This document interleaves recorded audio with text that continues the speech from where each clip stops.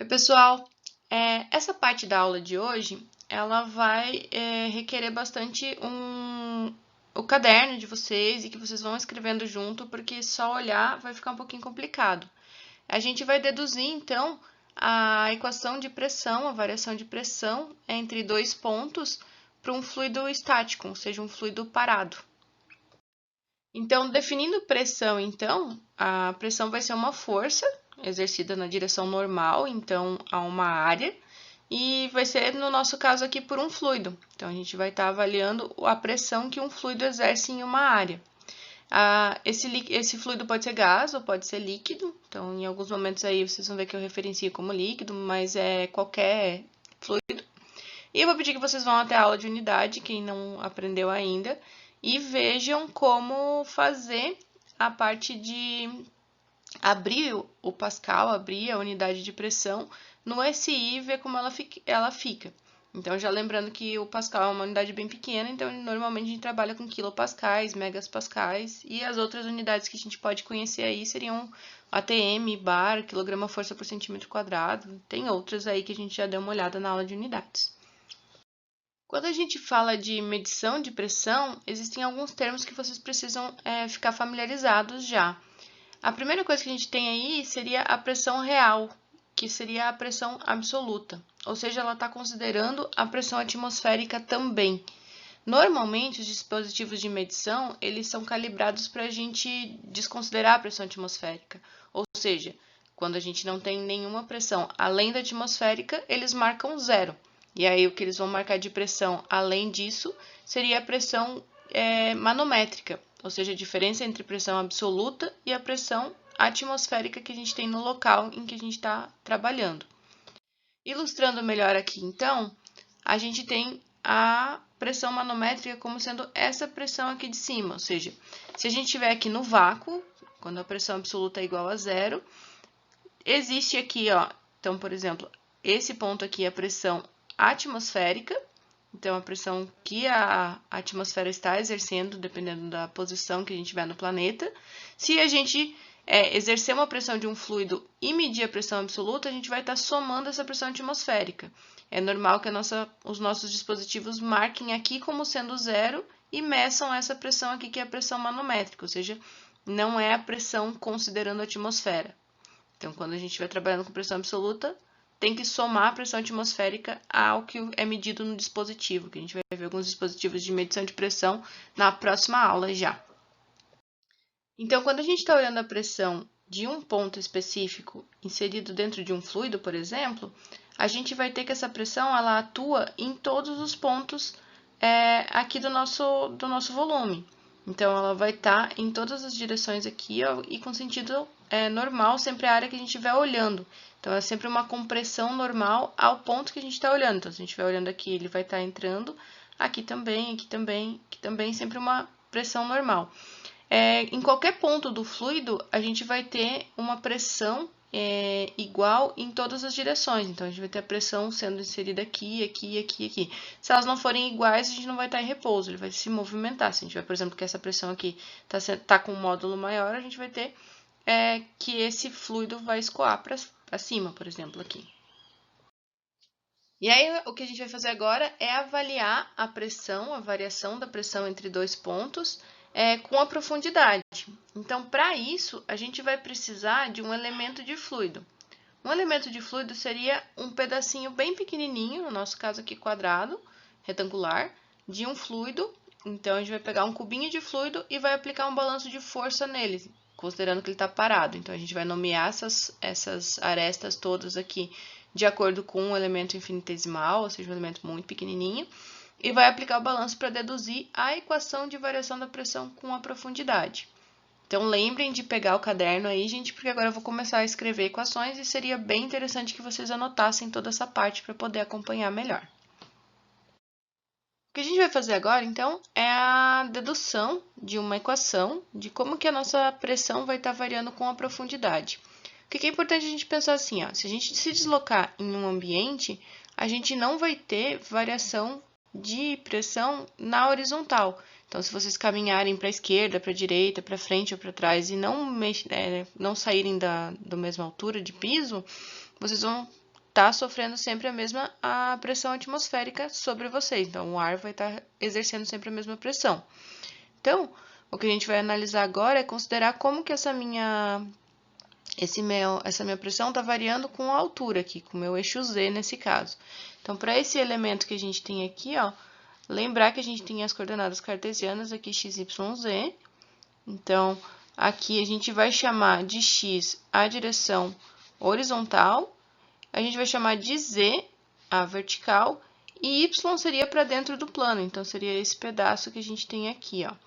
E agora o que a gente vai fazer é dar nome para essas nossas, para o nosso elemento, para a gente poder fazer essa dedução, calcular as áreas e tudo mais. Esse elemento, a gente vai ter dois pontos. A gente vai chamar de ponto 1 essa parte de baixo aqui, então ponto 1 em Z, e ponto 2 vai ser esse ponto aqui em cima.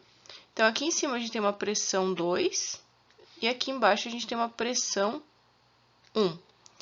Essa minha área aqui de cima, ó, verdinha que eu vou estar passando aqui para vocês, ela tem uma distância aqui em X e uma distância em Y. A gente vai dar nome para elas agora. Então, esse pedaço aqui, ó, de variação na direção X aqui, então toda essa faixa aqui, ó, vai ser o meu ΔX. Já aqui na altura, a gente vai ter um ΔZ. E aí, aqui, ó, na profundidade, a gente vai ter, então, que sobra pra gente o ΔY. Esse ΔY, para fins da dedução, a gente vai poder estar considerando ele como sendo 1.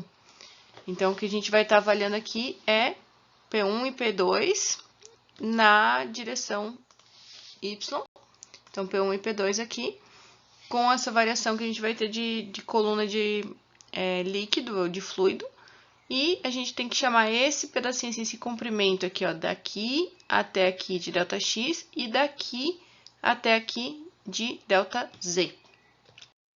E agora, olhando para o nosso elemento, a primeira coisa que a gente tem, então, é que não tem variação de pressão na horizontal. Ou seja, se eu pegar qualquer ponto aqui do meu plano, eu vou ter o mesmo valor de pressão. Se eu pegar nesse ponto aqui, ou nesse ponto aqui, ou nesse aqui, qualquer um lugar desse ponto aqui, ó, dessa área aqui de cima, a gente vai ter que a pressão 2.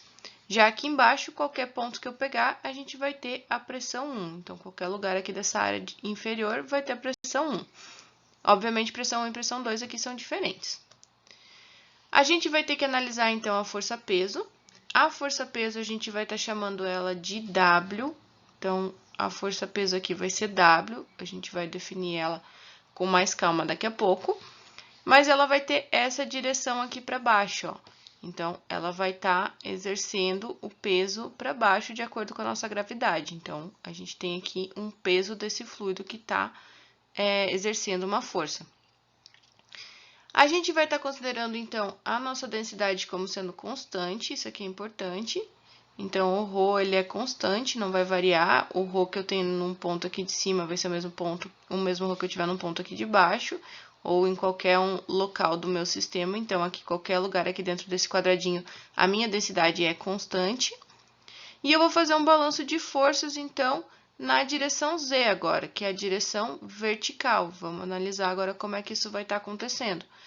A gente sabe que aqui embaixo a pressão ela vai ser um pouco maior, porque a gente tem mais líquido dentro do sistema.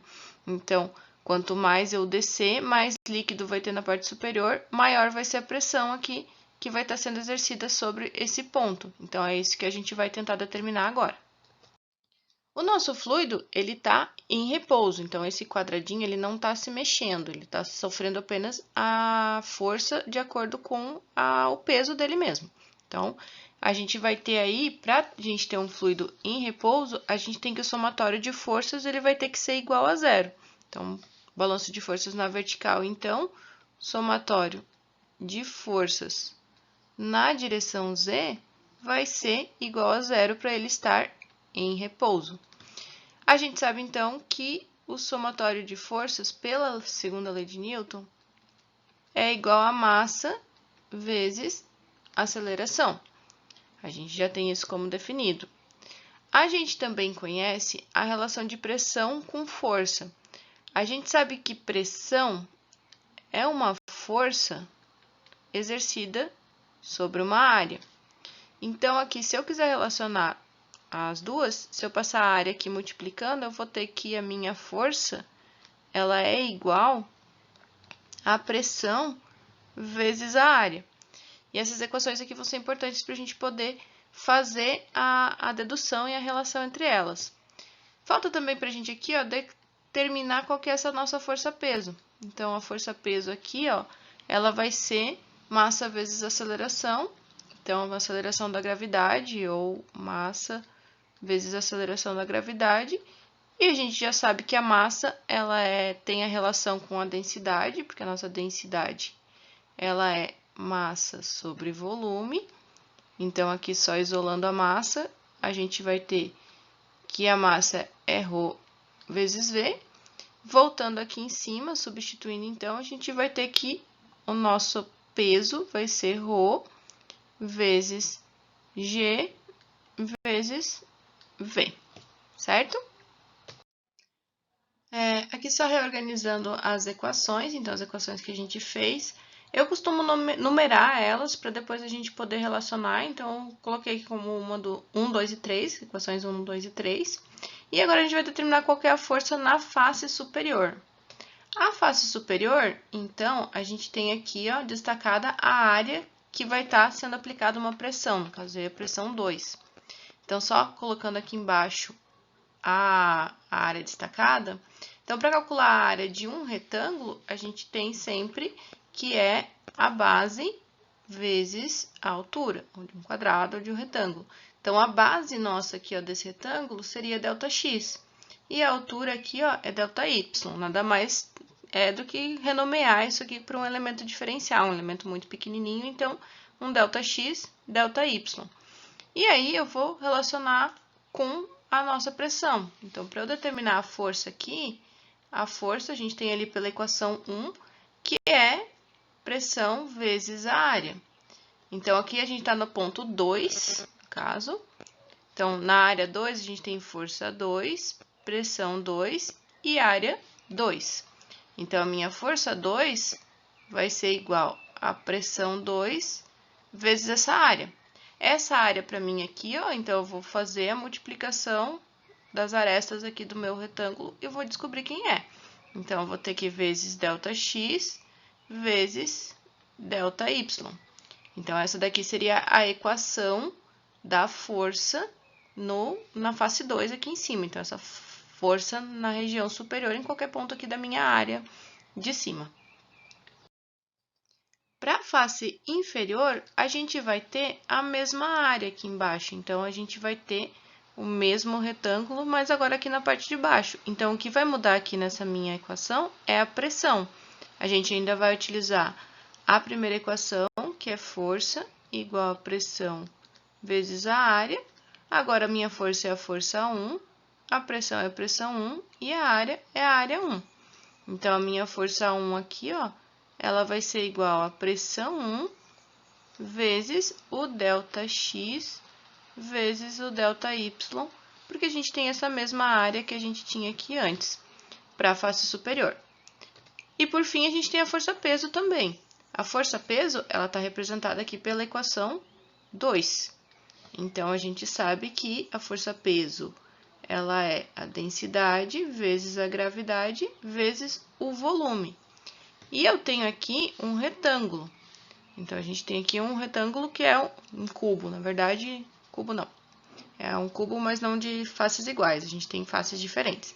Mas a gente consegue determinar qual que é o volume dele. Então, se eu fizer base vezes a altura vezes a profundidade, eu consigo determinar qual que é o meu volume desse elemento de fluido. E consigo achar qual que seria a minha relação. Então, para eu achar aqui, então, o meu volume, ele vai ser igual ao ΔX vezes o ΔY vezes o ΔZ. Ou seja, a área da base aqui, ó, que eu já tinha antes, já tinha calculado, que seria ΔX vezes ΔY, vezes a altura aqui, ó, que é ΔZ. Então, é esse pedacinho que a gente tem aqui. Então, ΔX vezes ΔY vezes ΔZ e eu vou ter o volume. Então, agora eu já consigo também especificar a força-peso com relação a esse elemento de volume aí que a gente tem, pequenininho, infinitesimal, para poder estar fazendo um balanço de forças e deduzir a equação de variação da pressão com a profundidade. Então, agora com as equações que a gente tem aqui, ó, nomeando a força na face superior, inferior e peso com 4, 5 e 6, a gente tem que fazer o balanço de forças. Então, eu vou olhar quais são as forças que estão presentes aqui na vertical, ou seja, nesse sentido Z aqui, ó, no meu elemento. O balanço de forças ele é realizado aqui, ó, pela nossa equação 3. A gente sabe que o somatório das forças vai ter que ser igual a zero. Então, o que a gente vai definir agora? Tudo que for força para baixo, aqui, a gente vai fazer com que ela seja negativa. E tudo que for força para cima, a gente vai fazer com que elas sejam positivas. Isso para poder dar sentido no nosso balanço. E aí, colocando as nossas forças, a gente sabe que a gente tem a nossa força 1, a nossa força 2 e o peso. E que a somatória disso aqui vai ter que ser igual a zero. Então, acertando os sinais aqui, a força 1 é essa força aqui de baixo, então ela está para cima, ela vai ser positiva. A força 2 é essa força que está aqui em cima, então ela está para baixo, ela vai ser negativa. E o peso é essa nossa força aqui do meio, que também está para baixo, também é negativo. E a gente já conhece todas essas equações, então a gente vai substituir aqui a equação 5 para fazer a força da face inferior, a equação 4 e a equação 6 aqui, e vai formar uma equação grande agora. Então, a gente vai ter aqui, ó, P1 vezes ΔX vezes ΔY, menos P2 vezes ΔX vezes ΔY, menos ρg ΔX, ΔY, ΔZ. Isso aqui tudo vai ter que ser igual a zero. Se a gente olhar para a equação toda agora, a gente vai ver que tem termos que estão em comum em todos eles. Então, se a gente dividir a equação toda por ΔX, a gente vai ter a exclusão do ΔX, porque ele aparece em todos os três termos. A mesma coisa acontece com o ΔY. A gente pode cortar todos eles, porque eles estão nos três termos. E aí, a gente vai conseguir simplificar essa equação para ela ficar com uma cara mais simples. Sobrou, então, aqui P1 menos P2 menos ρg delta Z, isso aqui tudo é igual a zero. Para fins de a gente poder definir quem é delta, convém para a gente passar esses dois termos aqui para o outro lado da equação. Só um parênteses aqui, lembrando, gente, delta é sempre final menos o inicial. Então, no nosso caso aqui seria P2 menos P1, certo? Por isso que eu quero passar para o outro lado da equação para ficar mais... já acertar os sinais.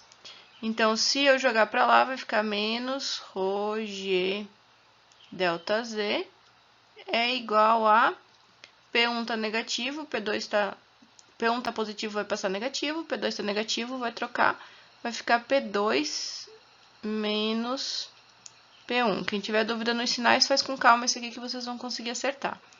Como a gente está acostumado a sempre deixar a incógnita no lado esquerdo, vou acertar a equação aqui então. E vou chamar isso aqui de ΔP, que é o que a gente definiu ali em cima. Então, eu vou ter aqui que ΔP vai ser igual a menos ρg delta Z.